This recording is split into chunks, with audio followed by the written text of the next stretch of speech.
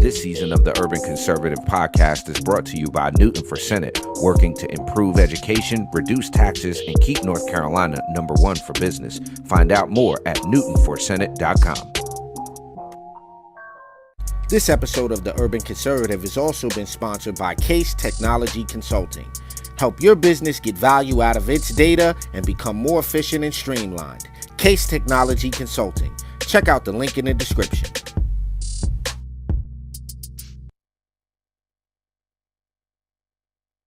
Episode of Top of the Morning is brought to you by Edward Jones financial advisor Kelly Harmon, providing you with well-researched guidance backed by Edward Jones' extensive team and technology that help you prepare for retirement, children's education, or other financial goals.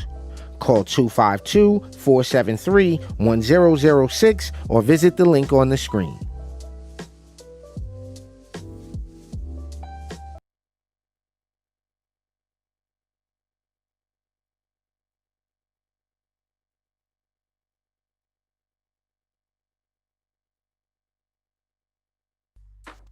All right, ladies and gentlemen and ladies, boys and girls of all ages, it is time for Top of the Morning, the best 30-minute morning show on the old internet. Here you are joined by the TUC twins. Of course, I am Raheem Architect Soto, joined by my twin brother, Abdul Ali. Top of the Morning, Surrington. Top of the morning, my broski, and top of the morning to you, ladies and gentlemen. As always, let us know where you're watching from. Jump in the comments so that we can give you a shout out. And if you haven't done so already, we need you to go over to tuconservative.com. Grab yourself one of those Hamilton plans. It's only $10 for the year. You can help us continue our mission of spreading urban values and conservative principles to urban communities across this great and wonderful nation of ours. Bro, you had a good weekend? I had a weekend. Snap. I had a weekend. Okay. I had a weekend. That I'll call it that. Shouts out to all the high school graduates that graduated this past week. I was a little perturbed at a couple of things. Couple things going to cover some high school graduations kind of bothered me. I saw a couple of folks not standing for the Pledge of Allegiance, not they doing the doing? whole sitting. The Pledge of Allegiance is going, I'm just going to sit here. Yeah, I was like, I'm just going to sit here. Really? And no one said anything. And I was just like, I wanted to say something, but I was in a different capacity, so I couldn't say anything. But shouts out to all the... You wasn't in proper personia. I wasn't improper... propria persona. Persona Jewy sui juris suni cum laude. But shouts out to all of the high school graduates. Congratulations to you folks. The rest of your journey begins. High school graduates. And I will say, I got to attend the William Floyd High School. I was very happy to see a lot of black children. A lot of black children graduating high school. Not that I care about the color, right? Not that I care, but I just was happy. I don't know. It made me happy to see so many young black boys happy. Like, ecstatic to be doing that. They were doing their little fingers and it's doing it all. It was so happy, and it made me happy. I know that time. I got two of them that I got to see graduate from high school. So yeah, it made me feel good about this whole idea. You know, it glimpses of our future. You know what I'm saying? Like yeah. It means something when you graduate high school. You know what I'm saying? Like, it means something. At least it should. You know what I'm saying? Like, you know, the kids who don't graduate high school are more likely to end up in jail. Bop, bop, bop. So I was like, okay, those are potentially not gang members now. Those are potentially not future felons because they graduated. Good stuff. It made me happy. Good weekend. You know, I will tell you this much. I had an opportunity to participate in the Setting Things Right Fatherhood Summit put on by Representative Ken Fontenot and his wife and their church, and got to participate as a panelist in that. And I'm telling you, bro, I was excited to see so many young fathers, people who had the potential to become fathers, come out to hear and learn, and really to kind of set the record straight on a few things. And I'll just say this before we jump into the first story. One of the biggest things we have to look at is accountability, is self-accountability, responsibility. And there comes a point where we are in my opinion, we're crippling people with this mental health excuse. Everything is a mental health issue. At some point, we gotta chalk this up to bad decisions. Well, Raheem, Rah robbed the store because, he was depressed about, nah, bro. Nah, I know a lot of poor people. I know a lot of people who are not financially well off that ain't out here robbing and stealing, and they just not doing that, bro. They trying to figure it out. They just trying to figure it out. Well, But, before we get into the stories, let's get that uh-huh. bug shot going. That's what I'm dealing with. You I'm already dealing with saw what I was on? No, I didn't. TUC Classic. I'm doing my TUC Classic.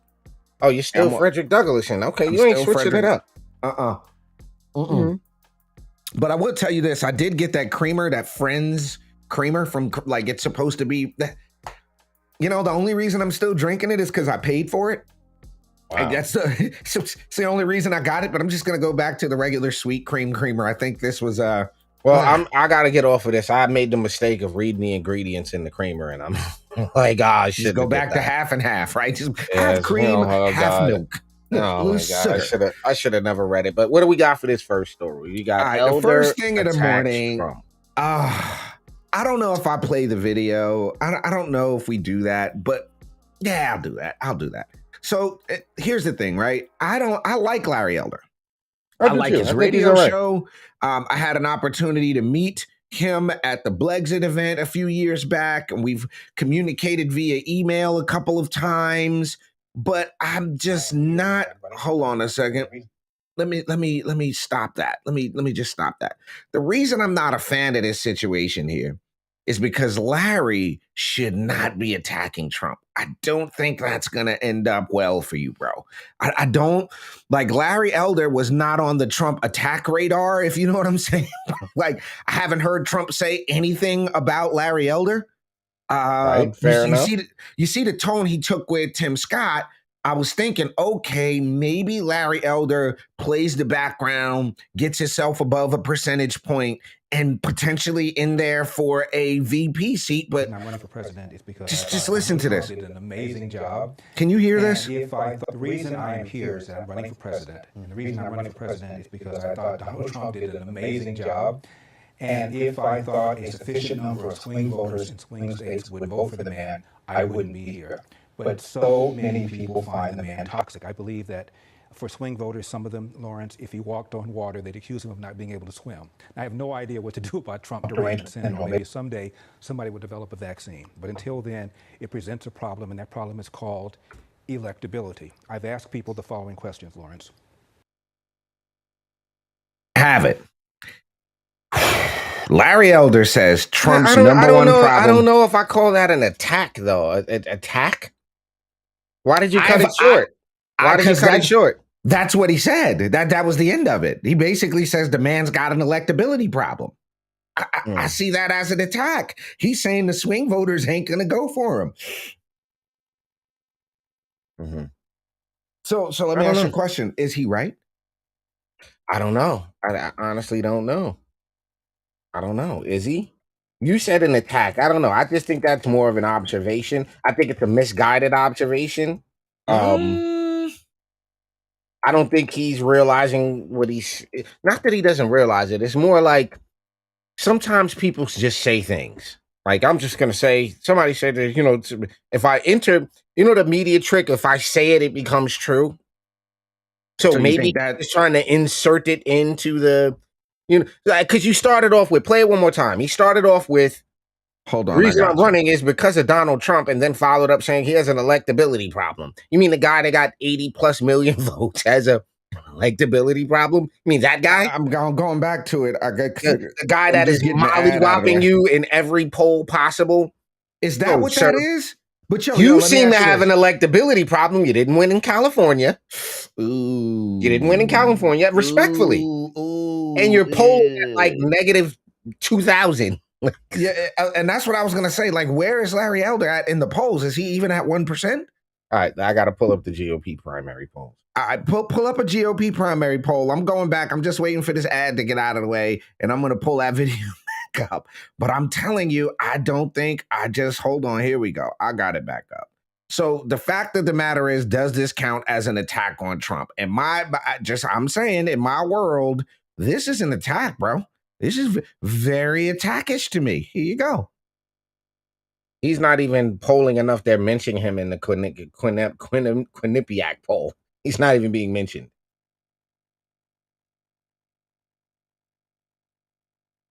I got nothing. I got nothing. You got what? American people, specifically Republican. Right. Is it not playing? No, it is now. You paused it. Oh. Voters to vote for you so you can take on Joe Biden? Well, two things. I ran for governor in California, as you know. I got 3.5 million votes. There were 46 altogether candidates on the replacement side. I got more votes than virtually all of them put together. California has 58 counties. I carried 57. The only one I lost, but you lost, was San Francisco by a whopping 149 votes. My goal is to get on that debate stage in Milwaukee, which means I've got to get 40,000 individual donations. The donation can be as small as $1. Go to my website, elderforpresident.com. And once I get up there, I'm going to talk about all these issues, plus a couple of ones that I think our side does not talk enough about, namely the lie that America is systemically racist, the absolute need for school choice in urban America, where, for example, there are 13 public high schools, I kid you not, Lawrence, 13 public high schools, all located in the inner city in Baltimore, where 0% of the kids can do math at grade level. And finally, the 10,000-pound elephant in the room, which is the epidemic of fatherlessness. 70% of black kids, 50% of Hispanic kids, 25% of white kids enter the world without a father in the home married to the mother. 40% of all American kids do. And the stats are clear. If you were raised without a dad, you are 5 times more likely to be poor and commit crime, 9 times more likely to drop out of school, and 20 times more likely to end up in jail. What we've done with our welfare state is we've incentivized women. All right. My only thing is that's all he has. Like, that's every speech, that's every opportunity.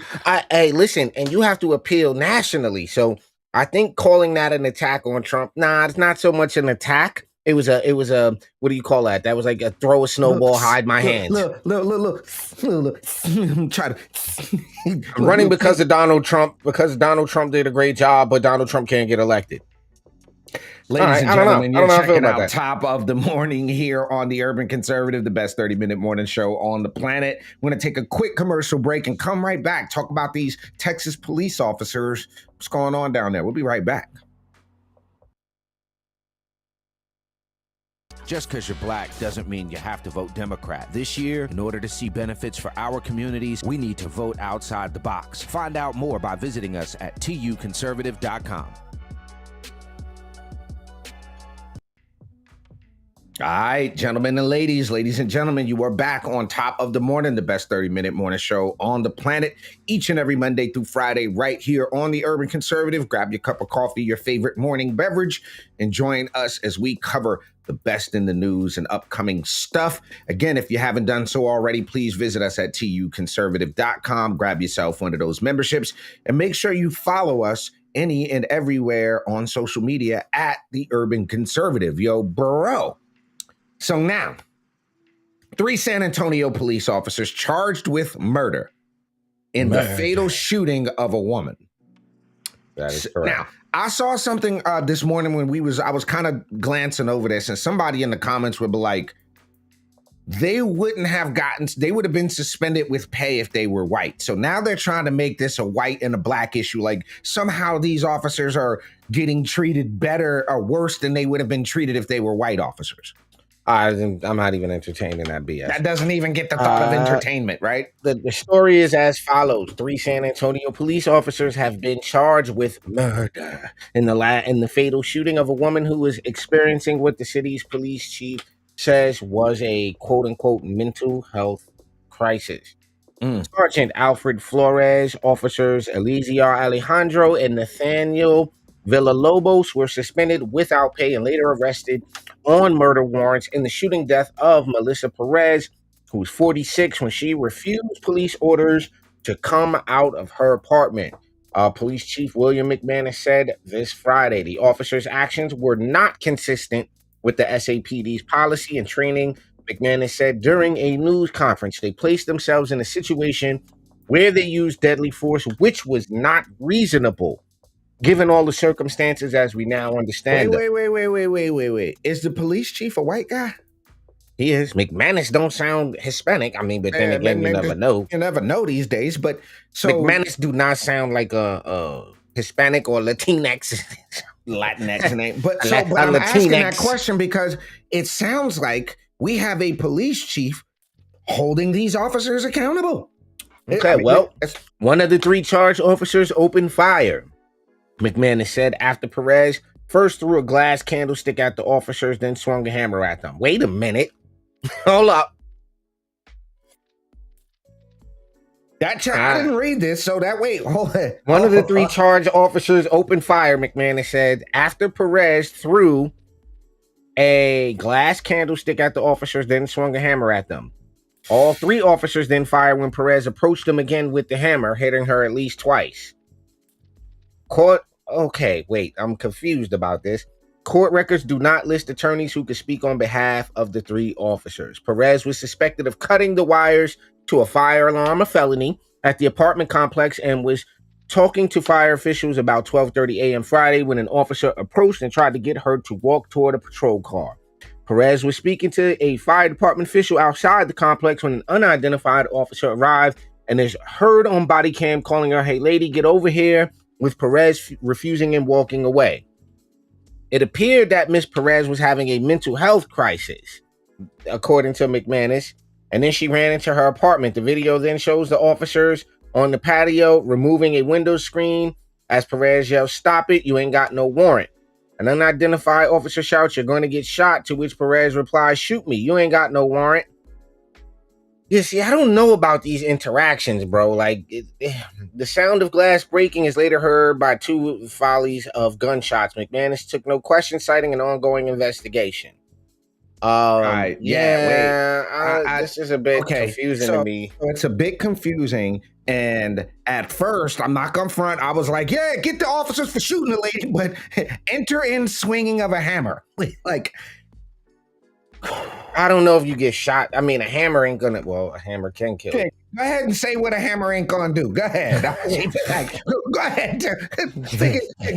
Go ahead. No, complete that sentence for me, bro. He said a hammer ain't gonna not hurt. That's what a hammer's not gonna do. It ain't gonna not hurt. That's what. Again, toughest job in America. Teachers and law enforcement, bro. The 2 toughest jobs in this country by far. At least at this point. I want to see how this plays out. Now, here's my thing, right? Did all 3 of them have to shoot this lady? Like, was this like... She was only shot twice. That don't mean... So, did all 3 of them fire? Why are all 3 of them charged? Because they were all 3 there. I just read the whole story. She only got shot twice, but they were fatal. Ooh. Yeah. Sorry that happened to her. And as it unfolds, we will keep you guys in the loop. We'll be right back here on Top of the Morning. Yikes. Don't be swinging hammers at the cops, folks. This is definitely not going to end well for you. Don't do that. Just because you're black doesn't mean you have to vote Democrat. This year, in order to see benefits for our communities, we need to vote outside the box. Find out more by visiting us at tuconservative.com. All right, ladies and gentlemen, welcome back to Top of the Morning, best 30-minute morning show on the internet. Of course, like my brother said earlier, head over to tuconservative.com, get yourself a membership. Make sure you hit that like, follow, and subscribe. Also, head over to Instagram. We're on Instagram at The Urban Conservative. Be one of those 900,000 people we reach every month. Make sure you tap in with us over there on Instagram at The Urban Conservative.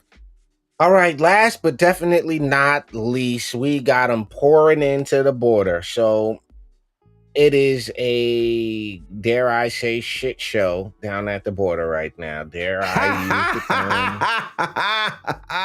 the term? Yo, here's the funny part, right? When you read some of these lefty rags, like I was reading this lefty rag, it says, decrease in border crossing hasn't slowed Republican criticism. Border agents have reported a drop in encounters as Republicans start investigation into DHS secretary. Do you know why the border It's just letting them in. You're just letting them in. Well, listen, President Joe Biden, Department of Homeland Security is rerouting illegal immigration through ports of entry at the United States-Mexico border to give the appearance that the inflow has dropped under his watch, House Republicans say. Following Biden's rescinding the public health authority known as Title 42 that helped return millions of illegal aliens to Mexico since 2020, the establishment media and the White House touted a supposed drop in apprehensions along the border. While the Biden administration is celebrating a reported 25% decrease in encounters between ports of entry, these numbers are as follows. 35,317 aliens were encountered at ports of entry, 17% of the total encounters in May. According to the Office of Field Operations, this is a 20% increase from April 2023 and a staggering 34% increase from January when the CBP One app was first expanded to non-commercial use. In particular, as the report notes, Biden has deployed CBP One app that foreign nationals in Mexico are using to schedule appointments at the border for direct release into American communities. Since its implementation in January, more than 100,000 foreign nationals have entered the U.S. interior through the migrant mobile app, a population equivalent to Tuscaloosa, Alabama, New Bedford, Massachusetts. So Biden and them bullshitting. There's no decrease. There's much more of an increase. And here in New York, there's 100,000 illegal immigrants that poured into New York City. They're kicking veterans out of hotels. They're putting vets out, and now they're trying to pass some type of deal for people to personally house these illegal migrants. It's absolutely so check this out of out. control. Check this out. Migrants allowed into the U.S. as asylum seekers are giving immigration court dates. You ready for the year? Some of these court dates are going to pop up in. You ready? 20. You didn't even let me guess. You got to before you say it. Go ahead. 20 what? 2030. 2035. Close. You're sneaking in now, and you're getting the rock out because you don't got a court date for another 15 years. Right, but enough people get enough people get abused, enough people get murdered, enough fentanyl comes in. We're already losing tens of thousands of people a year to this stuff. Let's keep it going. Let's keep it going. Why not? Instead of housing our veterans who put their lives on the line, who have served this country honorably, let's not figure out how to help them. Let's not figure out how to expedite the process for people who do this the right way. Let's house and spend me and your taxpayer dollars on people who have broken the law and come into this country illegally. Because that's what, bro, there's no way around you got here illegally. There's no... But they're just, so bad in their country and they need help and we have to help them because you gotta say it. They need what? They need asylum. They need to be asylumized. They have to get asylum. They're here seeking asylum. You don't understand. They just want asylum. Man, look, it is nuts. Absolutely nuts. But don't be fooled, ladies and gentlemen, especially if you live in cities that are being directly impacted. What? Why is it people that live in gated communities that want so much asylum? Especially out here in Long Island. It's these gated community. I live in the remote part of the Hamptons where this only thing you can do, the illegal immigrants can do, is pick your fruits and vegetables. That's what they can do. I will tell you something, bro. And I'm just telling you this, when the last time I came out to here, like I was out there in Long Island, right? You actually live in a place where you ain't got no business out there. Like you ain't like if you know how many years my door was unlocked? Think about it. There's been no. That's a fair point. Matter of fact, remember what I used to tell you? Just pull up, the door's open. Like I would leave for days and weeks, and my door's unlocked. To your house, and I've been like, "Yo, the door's locked, bro. I can't." You actually live in a place where you ain't got no business there unless you live there or you. All right, so I gotta tell you this on the tail end of this, right? So there's a town next to my town, right? And this is how I knew things in my mind were starting to change, right? Because this was when I first got out here. And we were riding through the next town over. So I'm in East Quogue, but then there's an actual Quogue, right? And it's a small town. And we're riding through there. and we get pulled over. Just hey, what are you doing here? What's going on? Just everything all right? We never seen you before. And at first I got offended.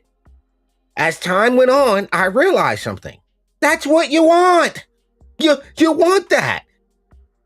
We know damn near everybody that comes through here. Who? Some weird random dude in an all white van pulls up. I remember the last time I was there. Right? There was a street we were driving down and you were like, hey, buddy, you see that 25 right there? That thing mean every bit of, it don't mean 26. It yes, don't sir. mean 27. It mean 25, 24, 23. It don't mean that serious. Like, bro. No, and then remember I told you, I was like, yo, don't be surprised if we get pulled over. Yeah, like don't. And it's not the racist pull over. It's the, hey, you guys are all right. Can I help you find something? You're looking for something and you know where you're headed. North Carolinians around here. And I noticed you're in a neighborhood where we normally don't have. So believe it or not, it took us a while to get to that point on the tail end of this. And this reverts back to something. If you go look at our old content, ladies and gentlemen, we talked about this relationship with law enforcement and this relationship with our community and how we had to be willing to understand what it means to have a community and be willing to protect the community.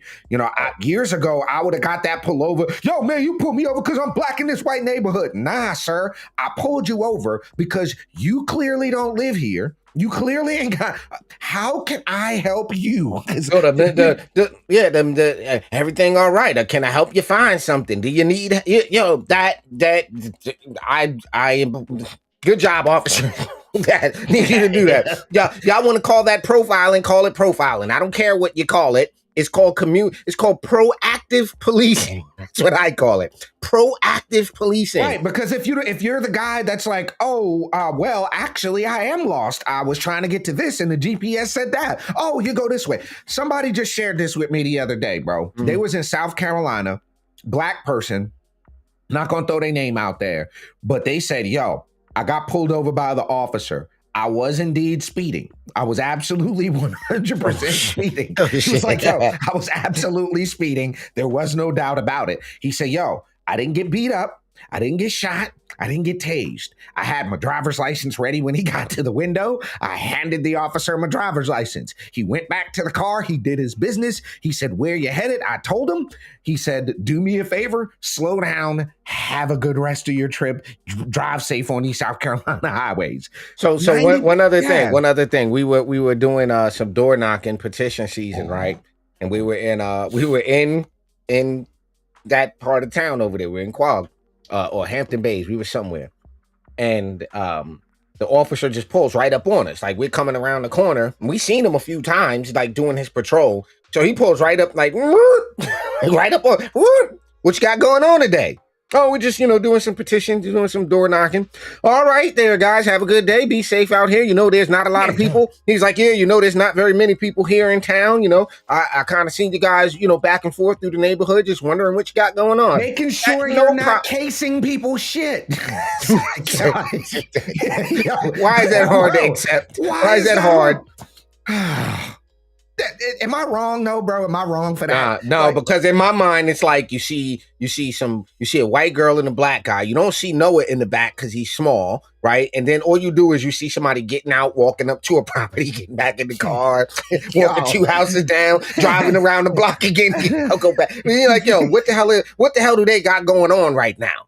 And you know that thing where on most police cars it says to protect and serve. Part of that protection is proactively protecting people's stuff. All right, bro. Look, we are at the 30-minute mark. Listen. If you don't, I think enough people don't own some shit, so they just get mad about their community. So they like, you can't just be profiling people. No, sir, I'm going to need you to profile. I'm going to need you to stop people who you don't recognize, because you've been doing this for 20 years in this community, 10 years in this community. You damn near know the cycle. You're right. We have the 30-minute mark. Before I go, I just got to tell you this, and this is straight up and down how I know this is a fact. So I'm doing the ride along, right? It's 11:30, 12 o'clock at night. The officer, we drive by the Food Line parking lot, and he goes, that's odd. And I'm like, what's odd? It just looks like cars in the parking lot. Like in my brain, I'm like, what's odd? He goes, well, the manager drives to this. That car is normally not in the parking lot. I'm going to whip it. So he whips this right turn on this block because there's nobody should be in the Food Lion.